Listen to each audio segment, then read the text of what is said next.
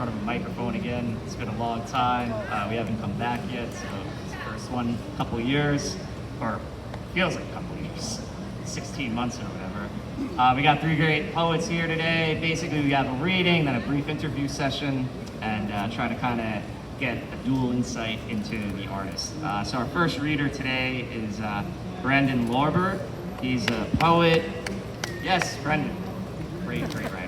Poet, prose writer, and editor who lives in a little castle on the highest geographic point in Brooklyn, across from the Greenwood Cemetery. Over 2 decades in the making, his first full-length book just came out. It's called If This Is Paradise, Why Are We Still Driving? And it's published by the Subpress Collective. He's also written several chapbooks, most recently Unfixed, Elegy, and other poems. He's appeared in the American Poetry Review, Fence, McSweeney's, Brooklyn Rail, and elsewhere. Thanks for being here, Brendan. Woo!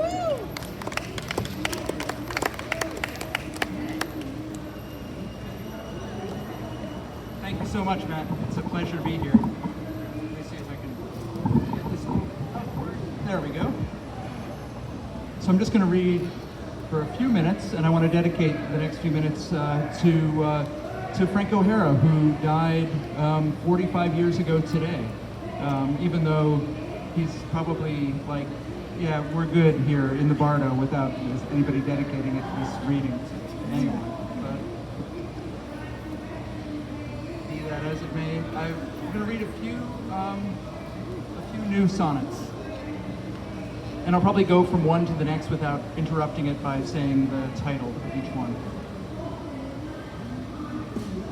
We might hate every minute of it, but all minutes become magic the minute one says they're magic. Maybe I love New York because it treats us as enemies with benefits, but more likely because my many almost final scenes happen here, especially that one. I got my arterial empties refilled with 4 liters from the 5 boroughs. Bad arts are the best to beat with a good body of mysteries. A body being the thing that's interrogated by a timer on one side and sheer light on the other. I like lights when they start blinking, don't walk, and people with scars slightly more than others for the inkling they might have of how you half broken without breaking in half. To give it up, you have to know a secret. I never knew the partisans who sold their blood, only that their lack of other options is part of me forever, from the days before one checked for novel viruses or anything beyond a red velvet color and an arm to draw it from. Choosing how to die is what we're all very good at not confronting during the weekday crosswalk two-step. And when faltering falters, there's the distracted spectrum that runs from wholesome rom-coms to May, November, August threesomes, or any grail in comparison to the punchline of our own cellular riddle, until the jacked-up lockdown won't accept a joke for the secret that was here before we were. Nobody's going to roll up in their car or their sleeve and trick me with this go-to-the-light nonsense when the light could change before I reached the other side. But here we are, aren't we? Reaching for the curve that exists only because we reach for it, like my father's sculpture on a high shelf since he died, but which just now fell on the machine I'm using to write this poem. It was probably my upstairs neighbor shaking the ceiling with online aerobics, though not long ago her grandmother's crystal pitcher did the same to her, as if to say, you might not know the secret, but the secret knows you. We might hate every minute of it, yet we want our magical nights to sashay unstoppable through ever-changing light.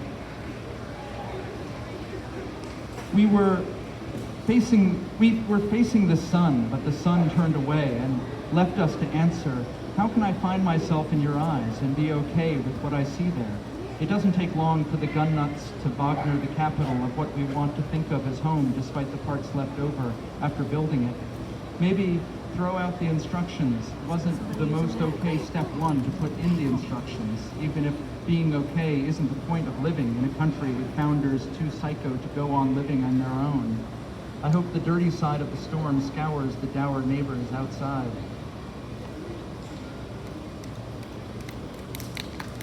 Thanks.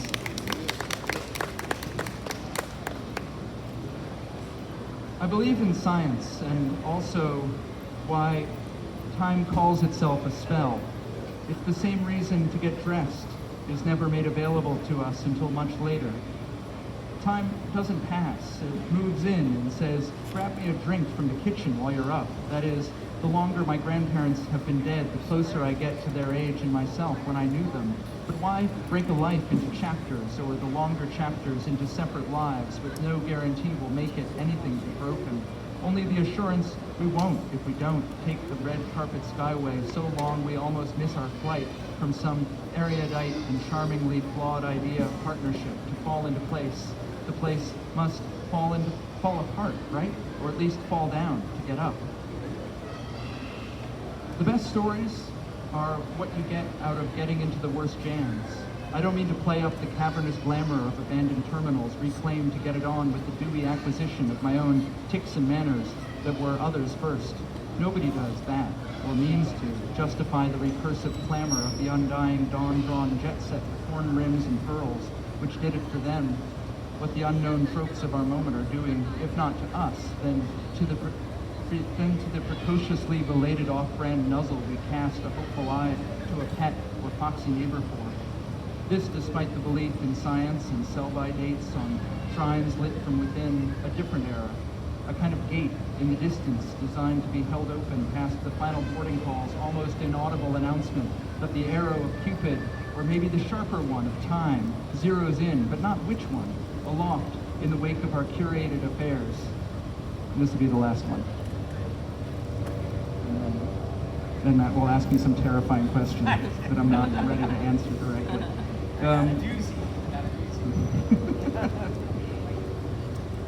Into the rubble, friends. I don't believe in jinxing the so far, so goodness, and so what with the collapse. We have each other to blame for having nothing but each other in a laugh like a jittery harp, strung with what used to be a resting heart rate. But here comes the phase of a morning where the sky's no longer night, but it isn't anything else yet.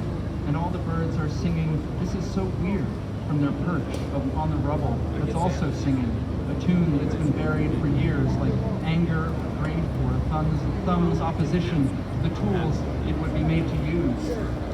Was marking this moment in a sonnet any better? If this even is a sonnet, beyond someone saying so, or beyond proof we've made it this far into the ambient growl of a warning not to fall through the rubble, or in love, that everyone takes as their cue to do just that. Thanks.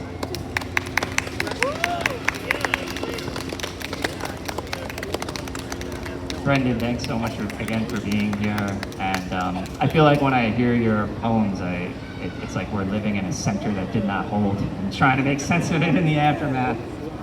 But in terms of the pandemic, I was so impressed by the way you were able to articulate so vividly about what we've been living through. And I was just curious, as a concern, that first piece, what that process was like for you. Did it feel like something you could kind of get right into talking about living during lockdown, living during pandemic, everything that's gone on, all the insanity? Or was it a struggle, kind of getting right into that thing? I don't think I'm getting into it yet. I don't think any of us really are, knowing what we're living through. But sort of knowing that, and taking that as a given, all I was trying to do was create a space where certain ideas could start to play off each other, and see what happened after that.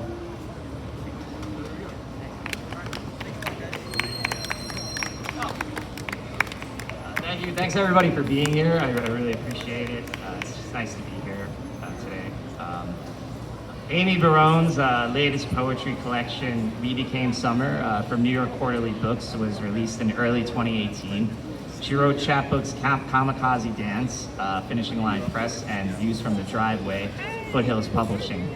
Barone's poetry has appeared in Cafe Review, Patterson Literary Review, Sensitive Skin, and Standpoint, a UK journal, among other publications.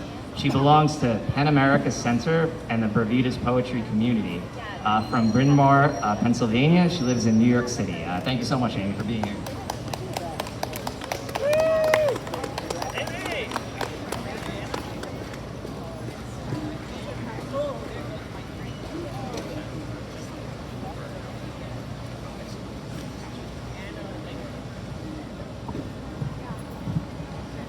Big thank you to Matt Wooders, our host, who's a big supporter of poetry and all of you who've come out. Thank you very much. So I'm going to start out with a poem from my latest collection, We Became Summer, and it's called Seasonal Nectar. Plums, with their sweet, juicy, flesh-stoked desire, more accessible than forbidden figs whose naked trees bordered our backyard. Watermelon signaled a party with cousins or neighbors, fun and games, contests where we shot the black seeds from our mouths, salvaged remains to plant later. We needed little else, warmed ourselves chilly nights, dreaming of ruby fruit that streaked summer days. East River Drive. Rowers at dawn gliding on the Schuylkill River beneath a midnight blue sky. Lush green frames boathouse row, a string of Victorian canoe homes. Willows weep and oaks give shade, dogwoods and lilacs aflame. A coxswain's call breaks the silence as she directs rowers, startling joggers, and a Sol Osprey. Ducks swoop and seagulls silently hover before traffic snarls and mean streets draw mayhem. City of brotherly love and Mother Nature join hands.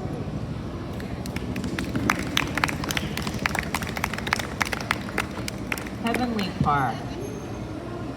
At day's end, when the sun's myriad campfires recede, light a torch with the fire Prometheus seized, and join me in a dark sky park. Earth's hot, a new plague landed, nightfall is safer. Maybe we'll find remnants of a shiny meteorite to hang at home.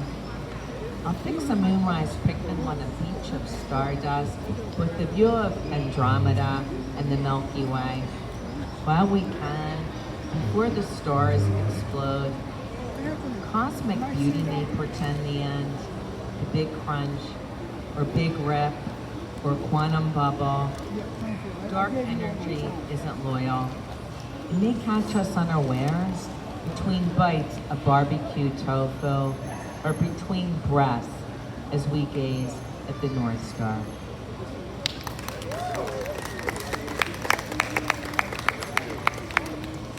This next poem is from my second chapbook called Kamikaze Dance, and it's Samba Shula. 10 musicians from the countryside keep alive the samba streams of their Sal Bras forefathers, play the Delta blues of Brazil. 2 brothers sing in harmony while tapping tambourines. The guitarist, once exiled to France, is back and on key. 4 ladies in bright white skirts twirl to the subtle beat, samba with their feet. A tangle of beads sways with their bodies. They speak with hands and hips, invite onlookers to the floor, delight in this music of dying with the band.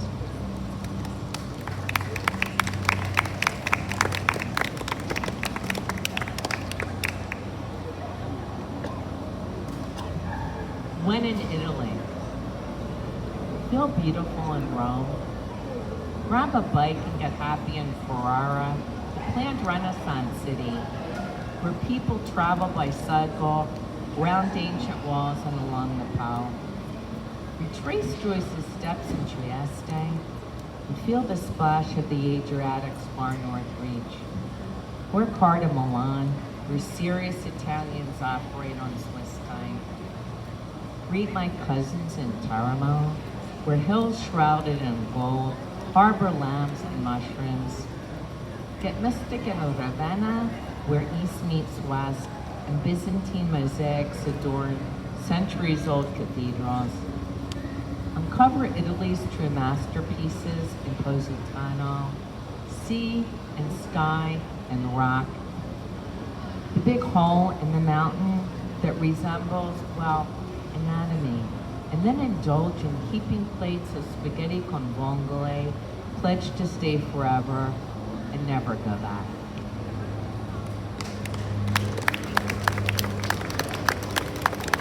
And again, a big thank you to Matt Wooders, our host, and everyone who's come out to support poetry. This is the title poem of my latest book, We Became Summer. Long before we needed protection, we formed tribes and picked a chief. Firstborns have a knack for stirring idolatry. Bike rides energized us on innocent mornings.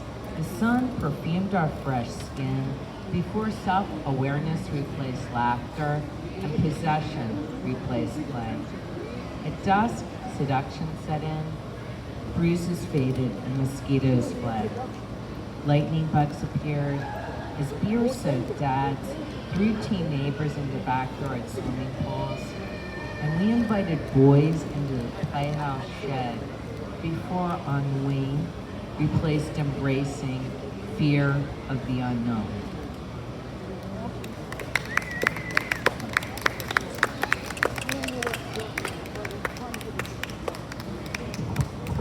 Amy, that was great. Thank you.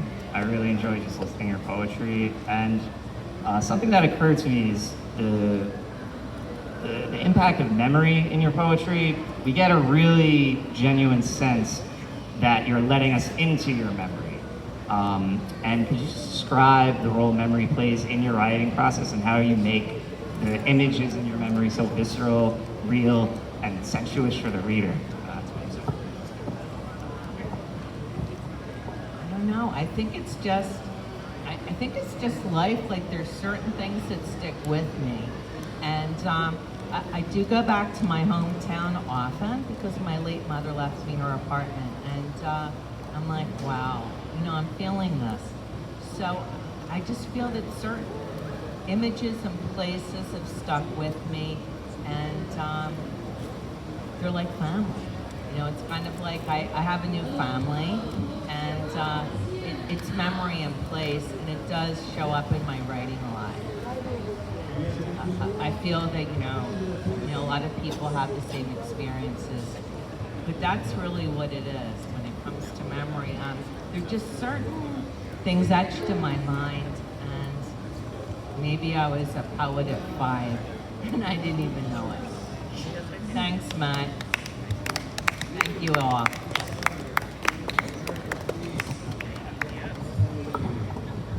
All right. Thanks again for being here, everybody. It's been a great time. To wrap up, Aaron Pugin earned a PhD in classics from the University of Minnesota and MFA in poetry from Columbia University. His first book of poetry, The Cosmic Cur, published by Able Muse Press, was published in 2012. And his second book, Manhattanite, which won the Able Muse Poetry Prize, came out in 2017. His third book, American Divine, won the Richard Wilbur Award and will come out in 2020. It was released in 2020. His thriller in verse, Mr. Either/Or, was released by Etruscan Press in the fall of 2017. His work has appeared in such publications as Best American Poetry, The Parish Review, and Poetry. Thank you, Aaron, for being here. Thank you.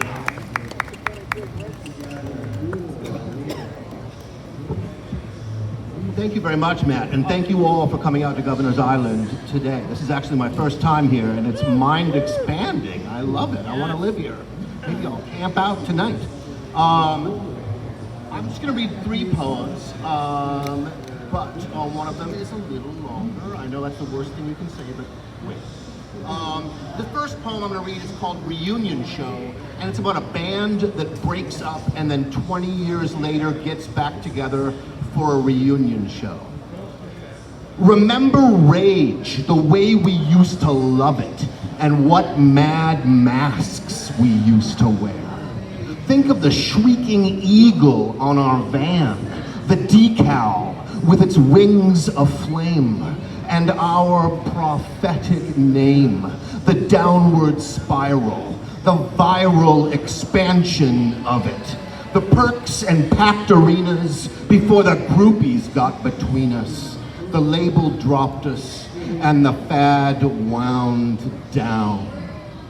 Boys, since this bar is in a nowhere town, let's pound out with our amps cranked up to 10, sincerer tribute to the angry art than we could handle at our start. The blasphemy we hurled against the world back then was out of season. Now we have damn good reason to smash things up like ruined men. And all my lyrics will be from the heart. Oh, the next poem I'm going to read is out of the Bible. You may have heard that King Herod of Judea had a stepdaughter named Salome. And in return for her dance of the 7 veils, he gave her and his wife, her mother, John the Baptist's head on a platter.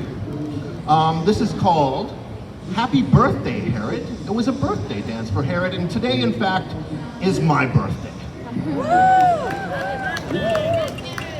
Like always, Herod's birthday is today, and I can hear the tambourine brioso. I can hear the oboe skirl. Like always, Salome is getting down to business, veil by veil. Her eyes are green, all other eyes obscene ravishers of a writhing girl are piercing what is see-through anyway. Like always, without fail, something repulsive has been done. Under the Dead Sea sun, another sort of flesh, that corpse, I mean, the headless one, is summoning the blowflies. Fresh gratification for a mother's grudge. Like always, who am I to judge? Indifferent to whatever moral thing a servant might be carrying around the party on a tray, I stand with stiff voyeurs, devouring those curves of hers, worshiping the elastic, the orgastic Salome. Forgive me, Herod's birthday is today.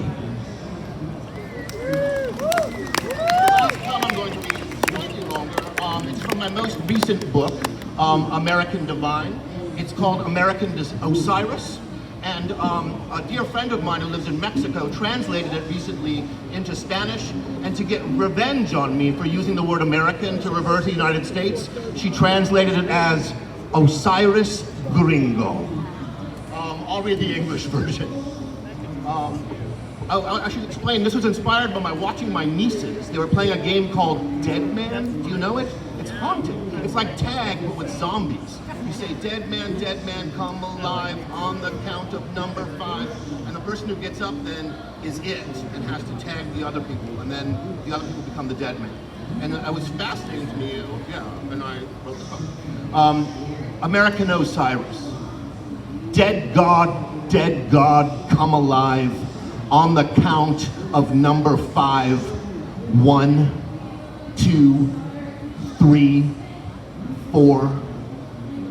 I sense dejection in the vegetation.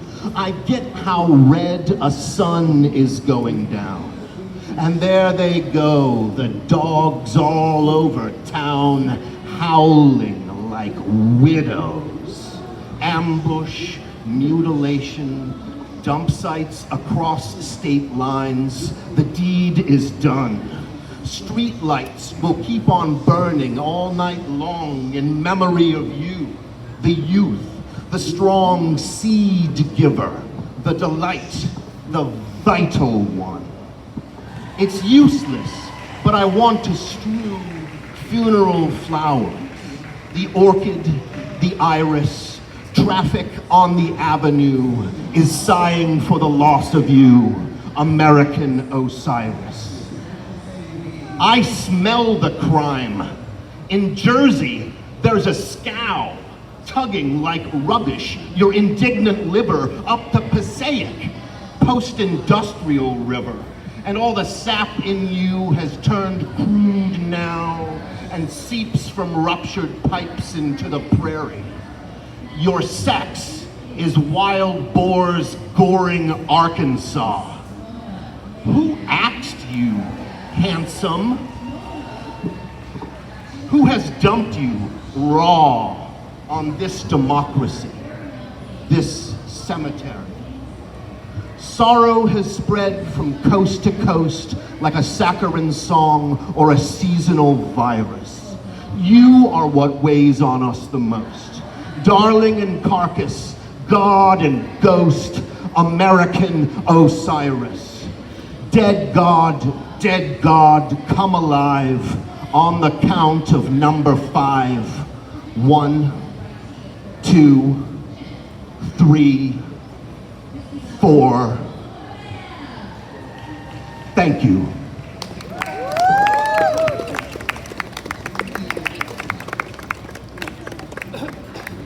Thank you, Aaron. Yeah, is that on? Yeah. Oh, okay. Wonderful sense of theatricality in your delivery of your reading. I was curious what that looks like when you're writing. Do you have a sense of theatricality when you're writing? Does your process feel loud, intense, or is it dichotomous with how you do your readings? It depends on the poem. When I'm reading in public, I go for the drama queen poems. I confess. They go over better. But for me, when I'm writing, what really matters is the music of it. I start not with images, as many poets do, but with musical phrases, motives and refrains, and then I build up a kind of song out of it that will be incantatory.